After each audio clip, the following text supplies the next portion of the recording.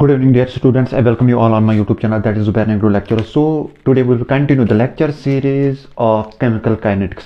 Lastly हमने क्या पढ़ा था? हमने पढ़ा था K order for zero order reaction. Zero order reaction. What is the rate law? Simple फंदा है. That is dx divided by dt is equal to, or dx divided by dy is equal to k raised power a0 और k direct. अगर हम इसमें देखो concentration versus time अगर हम डालेंगे तो वो ऐसे कांस्टेंट, ठीक है. फिर हमने इसमें देखा था T1/2. T1/2 का मतलब होता है when rate is half, when concentration is half. तो इसमें आया था वो A/2k, ठीक है. फिर हमने T75 देखा था, that is 3/2 into T1/2. फिर हमने देखा कि कौन सा टाइम है when reaction is completed, that is T100. उसमें हमने बोला था 2 into T raised half जो होता है वही होता है T100. So this was all about zero order reaction. आज हम पढ़ेंगे फर्स्ट ऑर्डर रिएक्शन का. ऐसे ही देखेंगे shortcut methods so that in exam you can easily solve any question. आपको typically normal classical method use नहीं करना.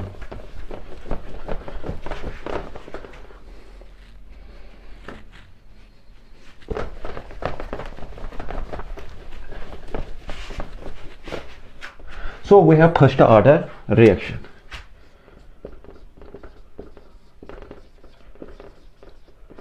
फर्स्ट ऑर्डर रिएक्शन का मतलब होता है when rate of a reaction is directly proportional to first order. अगर हम देखेंगे, देखो हमारे पास ऐसे होता है reactant product at t is equal to 0. ये A होता है. At t is equal to t ये होता है A माइनस x, अगर ये x बना हो हमारा प्रोडक्ट. सिंपल है कि कोई भी टाइम नहीं हुआ तो हमारा रिएक्टेंट सारा मौजूद है, लेकिन एट टी टाइम पे कुछ रिएक्टेंट चेंज हो गया इनटू प्रोडक्ट x, ठीक है. अगर हम इसका रेट ला देखेंगे, यहाँ रेट ऑफ रिएक्शन देखेंगे, that is dx divide by dt is equal to k1a1. Okay, simple. फिर हम अगर इसका इंटीग्रेटेड रेट लॉ देखेंगे, that is k n t is equal to L n a divide by a minus x. Direct आती है ये equation. What is the rate law और what is the rate of a reaction of integrated for first order reaction. Direct यही आता है. यहां अगर आपको लॉग में भी चेंज करना हो, आप जो नेचुरल लॉग होता है 10 वाला, आप 2.303 लगा सकते हो. देखो मैं दिखाता हूं.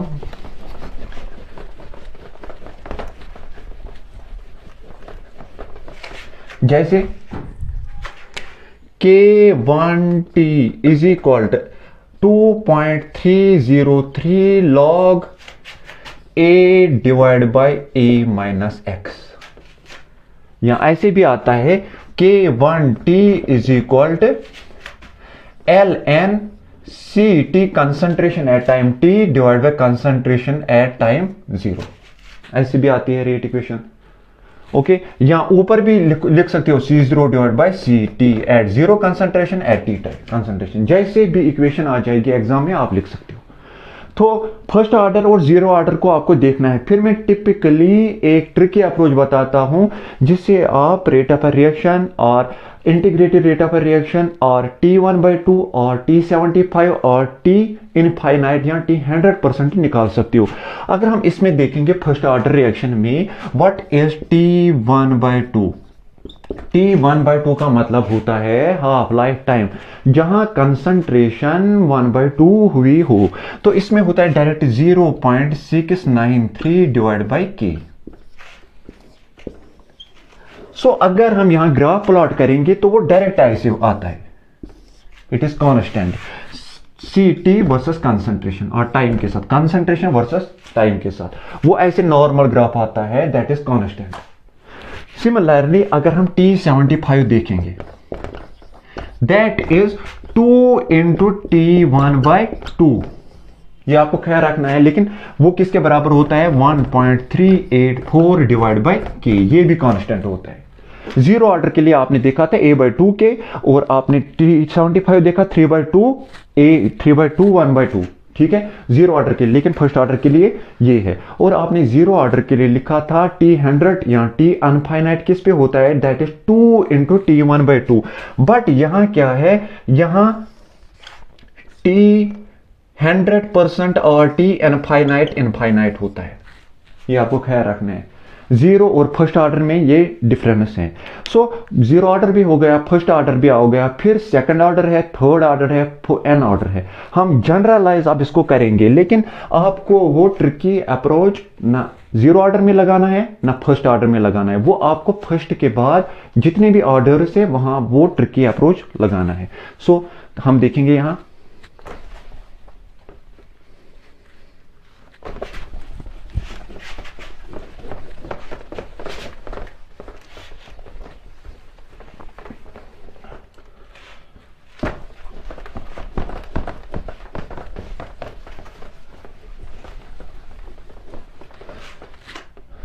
for nth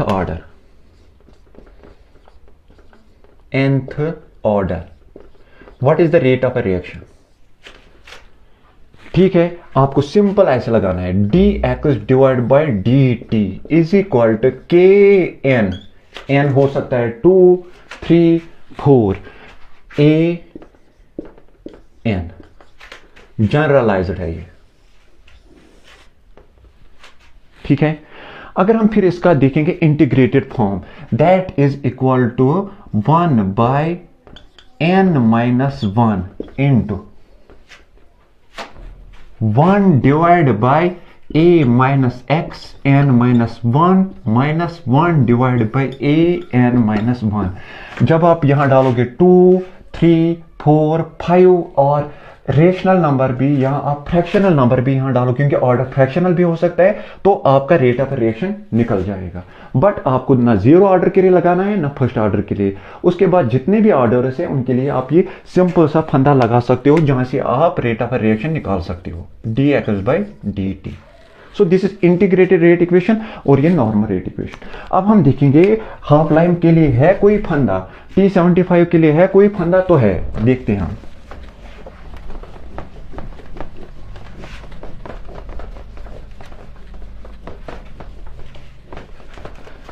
For half life or nth order reaction T1/2 is equal, वो होता है 2 raised power n minus 1 divided by n minus 1 k raised power n minus 1, इसके बराबर होता है, ठीक है। अगर आप कोई सा भी ऑर्डर यहां फिट करोगे, वेदर इट इज 2 3 4 5, तो आपका निकल जाएगा, ठीक है, T1/2।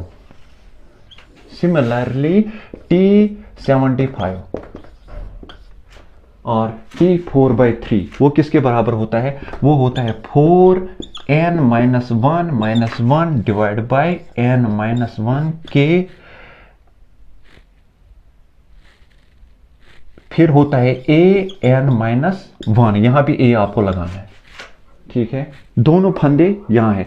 T1 के लिए ये है 2 raise power n minus 1 n minus 1 k n a n minus 1। T75 के लिए खाली 4 यहां आपको लगाना है, बाकी सेम वही है। अब हम देखेंगे T75 और T इनफाइनाइट के लिए कोई रिलेशन आपस में है, हाँ है आपस में रिलेशन, क्योंकि ये क्वेश्चंस आते हैं, तो हम वो रिलेशन भी देखेंगे।